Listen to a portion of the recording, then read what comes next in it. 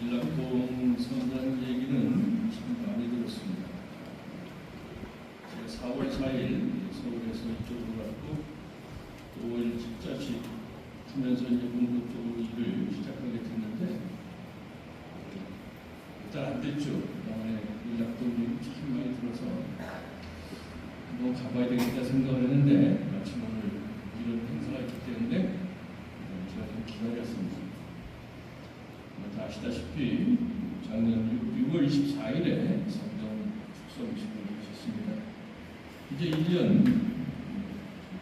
채 안 지났는데 이 아름다운 성전에 천국의 분위기를 더해줄 스테인드 글라스가 완공이 돼서 오늘 흔히교회 공헌하게 됐습니다. 이렇게 되기까지 많은 분들이 마음을 모으고 힘을 주신 것이고 무엇보다도 밀락동 본당 신자 여러분들이 이렇게 하셨을 겁니다. 그래서 여러분 모두에게 감사드리고 또 좋은 결과를 내서 오늘 이렇게 기쁨을 나누게 된 것을 또 축하드립니다. 여러분의 노력에 대한 좋은 결실을 맛보는 오늘 여러분 마음에 기쁨이 가득하실 거라고 봅니다. 밀락동을 한자로 하면 백성민의 즐거워할 낙이죠. 밀락동은 이름 그 자체로 일단 오면 모두 즐거워하는 동네. 술 안 먹어도 즐겁고 노래 안 해도 즐겁고 그냥 즐거운 동네입니다. 특별히 밀락동 성당은 기쁨이 더 많은 곳입니다. 성당 주보 성인 때문이죠. 본래 주보를 예수님 말씀에 따른 진복 8단 8가지 행복한 행복이 참된 행복으로 하려고 했는데 성당에 탈각으로 탑을 세우기까지 했다고 들었습니다. 교구의 권고에 따라서 진복 8단을 기록한 마테오 복음사가를 주보로 삼았다고 제가 들었습니다. 여러분처럼 약간 섭섭할 수 있겠지만 진복 8단이라는 명칭 대신에 그것을 기록한 마테오 성인을 주보로 삼았으니까 내용상 크게 달라질 건 없습니다. 내용이 더 많아진 거죠. 마테오 복음사가 되므로 말미암아 진복 8단을 포함한 성경의 모든 그런 내용들이 여러분의 축복가 된 겁니다. 어쨌든 백성이 기뻐하는 동네에 예수님의 8가지 행복을 기념하는 성당이 들어섰으니까 이 성당에서 누리는 기쁨은 2배가 될 겁니다. 오늘 축복할 스테인드 글라스는 밀락동 성당에 있는 이런 충만한 기쁨을 가시적으로 드러내주는 상징입니다. 왜냐하면 스테인드 글라스는 성모, 승천을 형상하는 것이고 성모 승천은 신앙인 모두에게 기쁨과 희망이 되기 때문입니다. 성모님처럼 하나님의 뜻을 충실히 따르면 우리도 언젠가는 성모님처럼 하늘의 영광에 이룰 수 있는 희망을 심어주기 때문에 그게 성모 승천은 우리에게 기쁨과 위로가 됩니다. 여러분 모두 이 스테인드 글라스를 보실 때마다 오늘의 복음이 전하는 것처럼 성모님이 엘리사벳을 방문하셨을 때 말씀하셨던 그 기쁨, 내 영혼이 주님 안에서 기뻐 뛰니 그 기쁨을 여러분이 누리실 수 있기를 그렇게 바라겠습니다. 오늘 이렇게 큰 기쁨을 누릴 수 있게 해주신 하나님께 깊이 감사드려야겠습니다. 말씀드린 것처럼 3가지 기쁨이 겹쳤잖아요. 트리플 조이며 3가지 기쁨. 또 오늘의 기쁨이 있기까지 협조와 수고를 아끼지 않으신 많은 분들이 있는데 특별히 우리 김인중 신부님 자리에 함께 하셨는데 정말 감사합니다. 이따 또 따로 있겠지만 미사 중에 박수 치는 거 별로 안 좋아하지만 걔도 오늘은 이 자리에서 박수 한번 쳐드립니다.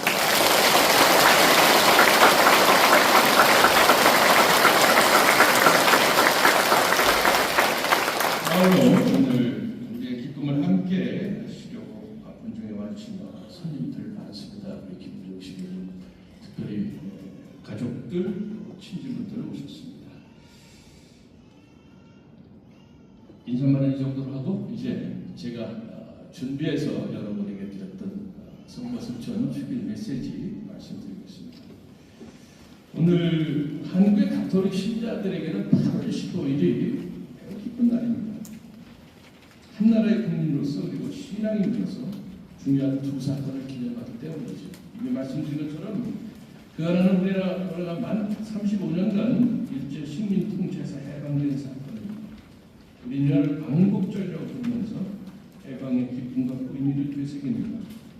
또 하나는 성모 승천입니다.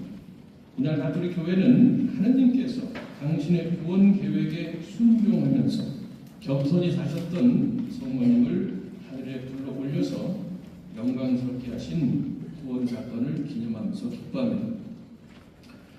우리나라의 가톨릭 신자들은 이 두 사건을 연결해서 생각하죠. 성모님의 승천 대축일에 일제 억압에서 해방된 것은 결코 우연이 아니라 성모님의 전구를 통해 하나님의 능력으로 이루어진 구원 사건으로 받아들입니다. 1945년 8월 15일이 성모 승천 대축이었고 우리나라가 정부 수립된 게 3년 후에 1948년 8월 15일이었죠. 그리고 우리나라가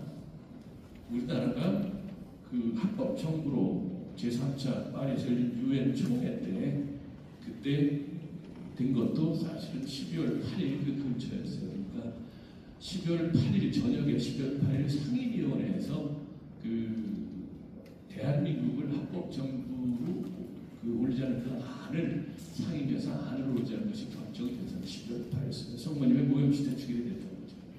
이 성모님 축일에 우리나라의 중요한 사건들이 있었다는 것은 그만큼 대한민국이 성모님의 전구를 받고 또 그 전구를 통해 하나님의 은총을 받고 있다는 그런 징표라고 하겠습니다. 하나님은 억압받는 이들을 해방시켜 내보내시는 그런 분입니다. 구약의 이스라엘 백성은 이런 구원의 하나님을 이집트 탈출 사건에서 체험을 했어요. 하나님께서는 당신 백성이 이집트에서 파라오에게 억압과 착취를 당하면서 신음하고 호소하는 목소리를 들으셨고 그래서 모세를 보내셔서 그들을 해방시켜 주셨습니다. 파라오는 하나님의 능력으로 행해지는 기적들을 보면서도 고집부리고 이스라엘 백성을 붙잡아 주려고 했지만 마지가 모두 죽는 일이 일어나니까 결국 승복을 합니다.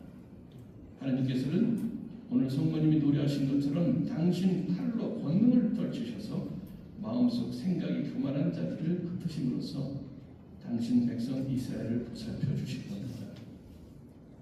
파라오는 옛날 그 모세 시대 사람만이 아니에요. 오늘날도 앞으로도 계속 있을 겁니다. 하나님의 능력의 징표를 보면서도 고집 박박 부리면서 마음 돌이키지 않는 그 파라오입니다. 우리에게도 그 하나님 자비의 징표가 정말 많이 보여주시고 여러분이 밀락동 신자가 됨으로써 이 아름다운 성당, 아름다운 스탠드를 놨어. 이 아름다운 성당에서 하나님을 찬미하고 기도하고 할 수 있다는 것, 하나님이 여러분 한 사람 한 사람을 자비로서 사랑으로 돌보신다는 그런 표징입니다. 여러분들은 그런 표징을 받아들여서 하나님이 원하시는 사람으로 됩니다. 이 아름다운 성당에 우리 마음이 아름답게 되고 그래서 우리가 말과 행동이 아름답게 되는 것. 하나님께서 바로 그것을 원하시고 그런 면에서 성모님이 우리의 모범이 되십니다. 이스라엘 백성이 이집트 종살이에서 벗어난 날은 마치 우리나라 광복절 같은 날이죠. 그들은 매해 그때가 되면 파스카 축제를 지냈어요. 파스카 말하는 것은 지나간다는 뜻입니다. 여러분 탈출기 읽으셔도 알겠지만 모세가 파라오에 가서 그랬죠. 우리가 믿는 하나님께서 우리 백성을 내보내라 했더니 파라오가 안 된다고 고집을 부렸어요. 기적이 하나씩 두씩 다 일어납니다. 기적이 일어날 때마다 파라오는 아차 싶으니까 모세에게 내 잘못했다. 이거 멈추게 해달라고. 그럼 기적지 나오면 또 고집 부리는 거예요. 마지막에 하나님이 극약 처방을 하시죠. 마지들은 사람이나 동물이나 다 죽는 그런 벌을 내리시는데 죽음의 천사가 싹 쓸어가면서 마지를 죽이는 거예요. 그런데 이스라엘 백성은 그래서는 안 되니까 하나님께서 미리 예방 조치를 해주시죠. 양을 잡아서 그 피를 은설주에 발라놓으면 죽음의 천사가 그 피를 보고 지나간다는 거예요. 근데 그런 사건이 일어났죠. 그러니까 파라오는 압도가 하고 이스라엘 백성은 거의 쫓아 내보내다시피 해서 내보내버립니다. 그래서 출애굽 사건이 이루어진 거예요. 이스라엘 백성은 하나님께서 마지를 죽이는 기적에서 자식들을 구원해 주셨다. 그 하나님 말씀대로 양의 피를 본 죽음의 천사들이 지나가는 그 사건 때문에 우리가 구원됐다는 거 알고 그 축제를 파스카 축제라고 하는 거예요. 그러니까 매해마다 출애굽 사건을 기억하면서 하느님께 그런 축제, 감사의 축제를 거행했다는 것이죠. 그런데 이 파스카 축제 또는 해방절 축제라고 할 수 있는데 내용을 보면 자기 조상들을 괴롭혔던 이집트에 대한 원망과 미움보다는 하나님 구원 업적을 기념하는 데 초점을 거기에 맞춰져 있어요. 이집트에서 하나님의 구원 사건을 기억하고 찬양하고 감사하는 그런 예식이었습니다. 파라오의 소나기에서 조성을 빼신 하나님의 놀라운 업적을 기억하고 감사드리면서 아울러 그런 능력의 하나님께서 자신의 미래를 돌보실 거라는 그런 희망 속에서 그분께 자신들의 미래를 다 맡겼던 것이 바로 파스카 축제의 내용입니다. 우리 가톨릭 신자들은 매주일 신약의 파스카 축제의 미사를 참여하죠. 예수님의 십자가 죽음과 부활 때문에 우리가 죄와 죽음에서 지나가서 부활의 영광에 이르게 됩니다. 그래서 구약의 이스라엘 백성의 파스카 축제는 신약의 예수님으로 말미암아 신약의 파스카 축제로 되는 겁니다. 그러면 우리 역시 파스카 축제의 정신으로 광복절을 지내면 좋겠어요. 우리 민족에게 엄청난 고통을 주고도 그것을 인정하고 사과하는 데 인색한 일본에 대해서 믿고 원망스러운 마음이 들더라도 거기에 머무지는 않았으면 좋겠습니다. 그보다는 성모님의 전구를 통한 하나님의 은총 덕분에 일제의 압제에서 벗어났다는 것을 기억하고 감사한다. 그런 능력의 하나님께 그 하나님께서 앞으로도 계속 우리를 돌봐주시라는 믿음과 희망을 굳건히 다지는 그런 마음을 지으면 좋겠어요. 아무리 과거 상처가 크다 하더라도 그 상처가 정당하더라도 거기에만 머물러 있으면 그 사람 자체가 망가집니다. 상처는 치유가 돼야 되는데 설사 치유가 안 됐다 하더라도 그 다음 하나님의 능력을 믿고 하나님의 치유의 능력을 믿고 위를 내다본다. 그래야 사람이 제대로 살 수가 있다는 것이죠. 이 대목에서 저는 과거 대전교구 2대 교구 3대 교구장이십니다. 대전교구장을 지내셨던 경감령 주교님을 기억해요. 그분은 1930년생인데 일제시대 때 10대였습니다. 그분이 그러니까 10대로서 그때 이제 무슨 강제 노역에 끌려갔는데 공장에서 무슨 일을 하시다가 한쪽 손 왼쪽인지 오른쪽인지 모르지만 엄지손가락을 크게 다쳤더라고요. 그래서 이게 이제 기형 흉터가 나는 거죠. 손가락이 휘어지는 거예요. 근데 그분이 그것을 볼 때마다 일본 사람들은 미움이 마음에 솟구쳤다. 근데 주교가 되고 교구장이 되신 다음에 반성을 하셨다고 어느 날 내가 주교까지 돼서 이렇게 아직도 미움을 버리지 못한다면 이게 되겠는가? 뭔가 좀 다른 방향으로 가야 되지 않나 그런 생각. 근데 일제 시대 때를 겪었던 분들은 정말 그 일본 사람들의 일제에 대한 미움을 거두기가 굉장히 어려운 것 같아요. 과거에 김수환 주교님도 그런 말씀을 하셨어요. 주님의 기도를 마칠 때마다 우리에게 잘못한 일을 우리가 용서하지 그 대목을 할 때마다 당신은 일본 사람들의 미움을 거두지 못해서 참 마음이 그랬다는 그런 말씀을 제가 들은 적이 있습니다. 그런데 경주교님은 그런 생각하시면서 내가 이러면 안 되지. 어떻게 해야 이걸 넘어설 수 있을까 그러다가 일본의 교세가 얼마 안 되니까 신부님들이 별로 없어요. 그래서 한국 신부님들을 파견해서 일본 신자들을 돌보는 그런 식으로 방향을 잡으셔서 일본을 잘 아셨던 강원주 주교님한테 부탁을 해서 그때부터 대전교구 시민들을 일본에 파견해서 그곳 신부들을 돌보는 그 현지 사범이 시작이 됐다는 얘기를 강원주 주교님한테 들었어요. 우리 의정부교구에서 신부님 5명이 나가서 그 요강교구에 거기서 또 일하고 있죠. 다른 교구도 마찬가지입니다. 그래서 그 경감령 주교님 생각하게 되면 정말 어려운 일을 하십니다. 우리 신앙인들이 이런 식으로 가야 되는구나 그런 생각을 했는 거죠. 저는 일제시대를 안 겪었기 때문에 그때의 고난 미움을 가졌습니다. 근데 우리에게는 일본에 대한 미움이 DNA에 이렇게 남아있어요. 어떤 경기라면 일본은 무조건 이겨야 돼요.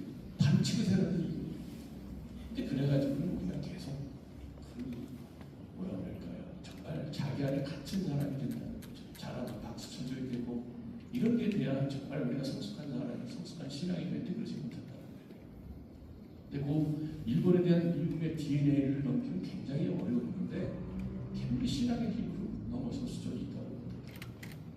어느 시골에 수녀님이 예비신자의 교회를 하는데 연세들이 그도 잘 모르는데 예수님 십자가에 못 박힌 예수님을 이렇게 하면서 교리를 저 예수님 누가 십자가에 못 박혀 죽였어요? 그랬더니 할머니를 가만히 있더니 아우 그 못된 일본 놈들이 이렇겠지.